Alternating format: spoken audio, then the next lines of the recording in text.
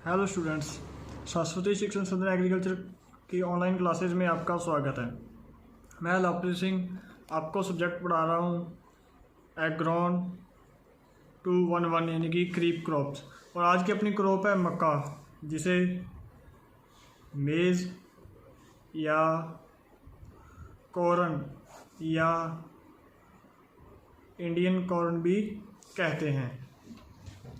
आसान भाषा में जिसे अपने भुट्टे कहते हैं, जो भुट्टे अपने खाते हैं वो मक्का इनकी भुट्टा। अपने स्टार्ट करते हैं इसके पहले पॉइंट से। तो सबसे पहला अपना जो पॉइंट है, जो शुरू से अपने पढ़ते आ रहे हैं, सबसे पहला पॉइंट है इसका बॉटनिकल क्लासिफिकेशन।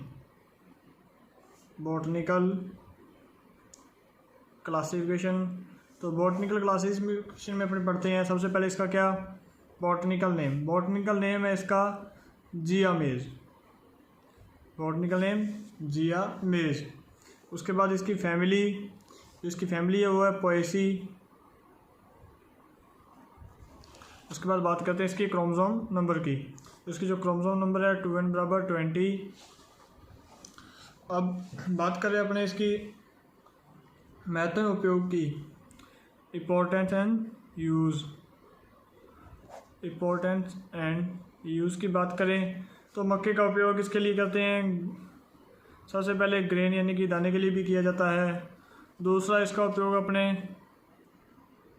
चारे के लिए भी करते हैं। थर्ड इसका उपयोग अपने भुट्टे के लिए भी किया जाता है। तो ये तो हो गए मक्के के उपयोग, इसका उपयोग किस किस के लिए किया जाता है। अब अपने बात करते हैं मक्का के क्लासिफिकेशन के बारे में, यानी कि मेज क्लासिफिकेशन। तो बात करें मेज क्लासिफिकेशन की, तो जो मेज का क्लासिफिकेशन को 7 भागों के अंदर बांटा गया है। तो जो सबसे पहले जो नाम है वो है अपना पॉडकॉर्न। पॉडकॉर्न जिसका बॉटनिकल नेम है जिया मेज ट्यूनिकाटा। जिसका बॉटनिकल नेम है पॉडकॉर्न, जिसका बॉटनिकल है जिया मेज ट्यूनिकाटा। जो यह किस्म है, यह एक प्राचीन किस्म है, लेकिन इसकी खेती क्या है नहीं होती है। और इसका जो प्रत्येक दाना और संपूर्ण बटाव छिलके से क्या ढका रहता है, तो इसीलिए इसका कोई व्यापारिक महत्व नहीं है। क्यों? क्योंकि ये प्राचीन किस्म है। इसका जो दाना है और जो इसका भुट्टा है वो पूरी तरह से छिलके से क्या ढका रहता है, तो इसीलिए इसका कोई व्यापारिक महत्व नहीं है। तो इसकी खेती अपने यहाँ पे नहीं होती है। ये हो गया पॉडकॉर्न। उसके बाद जो सेकंड है, जिसका अपने जहाँ तक यूज़ करते हैं, जिसे कहते हैं पॉपकॉर्न। पॉपकॉर्न जिसका बॉटनिकल नेम है जिया मेज इवर्टा। जिया मेज इवर्टा। पॉपकॉर्न का बॉटनिकल नेम है जिया मेज इवर्टा। इसका उपयोग यानी कि खील बनाने के लिए किया जाता है, जिसे लावा भी कहते हैं। और इसके जो भुट्टे और दाने होते हैं वो क्या होते हैं, छोटे होते हैं। इसका जो भुट्टा है उसका साइज़ भी क्या होता है, स्मॉल होता है। जो ग्रेन है उसका साइज़ भी क्या होता है, स्मॉल होता है। उसके बाद थर्ड की बात करें अपने, तीसरा जिसका नाम है स्वीट कॉर्न, जिसका बॉटनिकल नेम है जिया मेज सेकेराटा। जिसका बॉटनिकल नेम है जिया मेज सेकेराटा। इसे मीठी मक्का, स्वीट कॉर्न को इसे मीठी मक्का भी कहते हैं, क्योंकि इसके अंदर क्या है, शुगर की मात्रा क्या होती है, वो अधिक होती है। और अगर भुट्टों को हरा ही उबाल कर खाया जाता है, वह इसकी क्या डिब्बाबंदी भी की जाती है। जो स्वीट कॉर्न है जो अपने खाने में आता है कि इसके अंदर क्या है, शुगर की मात्रा क्या होती है, ज़्यादा होती है। चीनी की मात्रा क्या होती है, अधिक होती है। और इसके भुट्टों को हरा ही उबाल कर खाया जाता है। और जो डिब्बाबंद के अंदर जो स्वीट कॉर्न आता है वो यही होता है, जो कॉर्न आता है वो स्वीट कॉर्न होता है। उसके बाद फोर्थ की बात करें, जिसे सॉफ्ट कॉर्न कहते हैं, जिसे हिंदी, जिसका बॉटनिकल नेम बात करते हैं पहले जिया मेज इमालेशिया। जो इसका क्या है बॉटनिकल नेम है, इसे मुलायम मक्का के नाम से भी जाना जाता है। इसे फ्लोर कॉर्न भी कहते हैं। क्यों? क्योंकि जो इसके दाने होते हैं वो क्या है, नरम होते हैं और इन्हें पीसकर क्या आटा बनाया जाता है, और इसीलिए इसे आटे वाली मक्का भी कहा जाता है। तो ये इतने नाम हो गए इसके। सॉफ्ट कॉर्न के कौन कौन से नाम हो गए? मुलायम मक्का, फ्लोर कॉर्न, आटे वाली मक्का। इन नामों से इसे क्या जाना जाता है, क्योंकि इसके जो दाने होते हैं वो क्या होते हैं, नरम होते हैं, यानी कि सॉफ्ट होते हैं, और इन्हें पीस कर क्या है, आटा बनाया जाता है। तो इसीलिए इसे सॉफ्ट कॉर्न कहते हैं। नेक्स्ट है अपना 5th डेंट कॉर्न।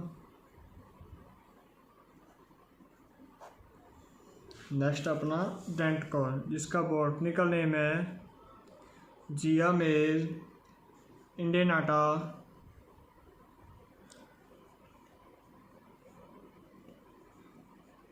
इसका बॉटनिकल नेम है जिया मेज इंडेनाटा। अब क्या होते हैं, जो इसके जो दाने होते हैं ना, वो सूखने के बाद है कि उनके ऊपर एक गड्ढा बन जाता है।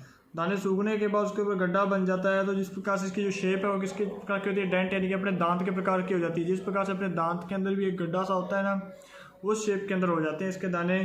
तो उस कारण से क्या है, इसे डेंट कॉर्न नाम दिया गया है। और जो इसके दाने हैं वो अधिकतर सफ़ेद व पीले रंग के दाने होते हैं। सफ़ेद और पीले रंग के दाने होने के कारण और इसके ऊपर गड्ढा बनने के कारण इसे डेंट कॉर्न कहते हैं। और सबसे ज़्यादा खेती है वो डेंट कॉर्न की होती है। उसके बाद नेक्स्ट अपना 6th है फ्लिंट कॉर्न। बात करें फ्लिंट कॉर्न की, इसका बॉटनिकल नेम है जिया मेज इंडुराटा। जिसका बॉटनिकल नेम है जिया मेज इंडुराटा। अब इसका क्या होता है, इसके जो दाने हैं ना वो कुछ चिकने होते हैं। जिसके दाने हैं वो चिकने होते हैं, और इनके ऊपर दाने कुछ थोड़े से इसके हार्ड होते हैं। और इनके जो दानों का आकार है वो गोल और क्या होता है, छोटा होता है। और भारत में भी इसे ज़्यादातर उगाया जाता है। ये कौन सी वैरायटी अपनी, फ्लिंट कॉर्न। उसके बाद नेक्स्ट है अपना लास्ट 7th, जिसे फैक्सी कॉर्न कहते हैं। इसका बॉटनिकल नेम है जिया मेज सिरिटीना। इसे क्या वैक्सी मेज कहा जाता है। इसे मोमी मक्का भी कहते हैं। और इसके दाने देखने तथा काटने पर मोम की तरह क्या चिकने होते हैं, जिस कारण से इसे क्या मोमी मक्का कहते हैं। इसके दाने देखने पर और खाने पर भी क्या है, मोम की तरह चिकने लगते हैं, तो इसीलिए इसे मोमी मक्का भी कहते हैं। तो ये तो हो गया अपना इसका क्लासिफिकेशन। अब बात आती है क्लाइमेट की। तो क्लाइमेट आपको पता ही अपना ट्रॉपिकल और सब ट्रॉपिकल, जो मैं पहले लेक्चर में आपको बता चुका हूँ। सोयल की बात आपको पता ही है अपनी कौन सी, सैंडी लोमी और लोमी, या अपने कह सकते हैं कि अपने कौन सी एल्यूविली मृदाएँ भी सही रहती हैं, अच्छी रहती हैं, जिनका क्या जिस मृदा का pH मान कितना होना चाहिए, 5.5 से 7.0 होना चाहिए। वो सोयल इसके लिए क्या है, उपयुक्त रहती है। उसके बाद बात करते हैं अपने किसकी, सीड की। सीड की बात की जाए तो सबसे पहले अपने कौन सा सीड ट्रीटेड बीजना है। ट्रीटेड बीज के लिए किसका, कैप्टान और थायरम का उपयोग करना है अपने को। कैप्टान व थायरम से अपने को क्या सीड ट्रीटेड करना है। उसके बाद बात करें सीड रेट की, तो अगर अपने इसका उपयोग दाने के लिए कर रहे हैं तो अपने को 20 से 25 किलोग्राम पर हेक्टेयर क्या है सीड रिक्वायर्ड चाहिए। और अगर बात करें चारे के लिए, तो चारे के लिए बात करते हैं अपने, तो अपने को यही 20 40 से 45 किलोग्राम पर हेक्टेयर अपने को क्या सीड की रिक्वायरमेंट रहती है। तीसरा मैंने बताया था भुट्टों के लिए। भुट्टों के लिए अगर इसका उपयोग करें तो भी 20 से 25 किलोग्राम पर हेक्टेयर क्या है सीड की रिक्वायरमेंट रहेगी पर हेक्टेयर के लिए। उसके बाद रिक्वायरमेंट के बाद अपनी बात करते हैं स्पेसिंग की। तो स्पेसिंग रखी जाती है वो कितनी, 60 से 25 सेंटीमीटर। किसके लिए अगर बात करें, दाने व भुट्टे के लिए। चारे के लिए कोई स्पेसिंग नहीं रखी जाती है। उसके बाद बात करें अपने सोइंग टाइम की। तो चारे के लिए तो खरीफ सीजन के अंदर आप कभी भी कर सकते हैं, मई, जून, जुलाई, अगस्त माह के अंदर, इन तीनों माह के अंदर आप कभी भी इसकी क्या है बुआई कर सकते हैं। लेकिन दाने व भुट्टे के लिए इसकी बुआई करनी है तो जून मंथ है जो इसके लिए बिल्कुल बेटर है। जून मंथ के अंदर अपने को क्या इसकी पूरे जून मंथ के अंदर क्या इसकी अपने क्या है बुआई कर सकते हैं सोइंग टाइम जून मंथ के लिए। उसके बाद बात करें अपने किसकी, एनपीके की, मैन्योर एंड फर्टिलाइज़र की। तो NPK 60, 30 kilogram per hectare NPK अपने को रिक्वायरमेंट रहेगी और 200 से 250 क्विंटल पर हेक्टेयर अपने को FIM डालनी ही है। तो ये तो होगी अपनी क्या इसकी मैन्योर एंड फर्टिलाइज़र। अब बात करते हैं इरिगेशन की, यानी कि सिंचाई। अब सिंचाई की बात की जाए, अगर लगभग इसको 4 से 6 सिंचाई की आवश्यकता होती है। बाकी किसके ऊपर निर्भर करती है, वर्षा के ऊपर अपने को क्या है निर्भर करता है। यदि फसल भुट्टे दाने के लिए बोई गई है तो गर्मियों के अंदर 8 से 10 दिन के अंतर पर लगातार सिंचाई करते हैं, और चारे के लिए बोई गई है तो भी 8 से 10 दिन के लिए अंदर क्या है सिंचाई की जाती है।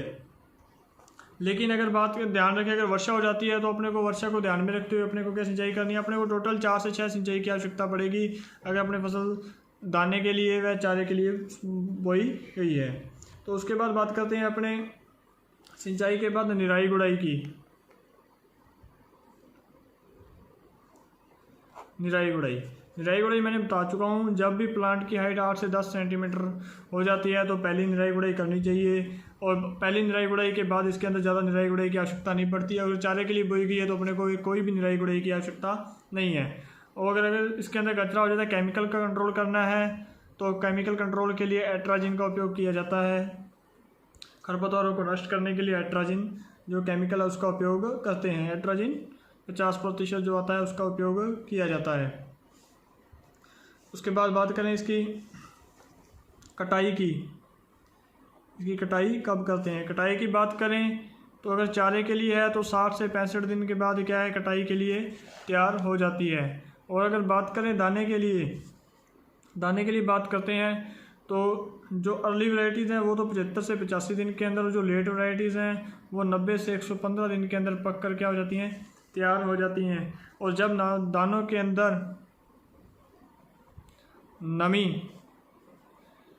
25% रह जाए उस समय क्या अपने को इसकी कटाई कर लेनी चाहिए। और अगर ऐसे दानों के नमी का पता न लगे तो अपने को एक और तरीका है कि जब भी भुट्टे के छिलके क्या हैं ढीले पड़ जाते हैं और उनका कलर थोड़ा सा ब्राउन हो जाता है, चेंज हो जाता है, तो उस समय क्या है अपने को क्या कर लेनी चाहिए, भुट्टों की कटाई यानी कि मक्के की कटाई कर लेनी चाहिए। क्यों, अगर उस समय जब तक उसका छिलका कठोर रहेगा तो तब तक क्या है भुट्टा अपना पका हुआ नहीं होता है। जैसे ही उसके छिलके को आप हाथ लगाओगे और वह जैसे ही ढीला हो जाता है आपको समझ लेना चाहिए कि भुट्टे कटाई के लिए क्या है तैयार हैं। तो ये एक प्रैक्टिकल है, इसका भी अपने को क्या है का ध्यान रखना है।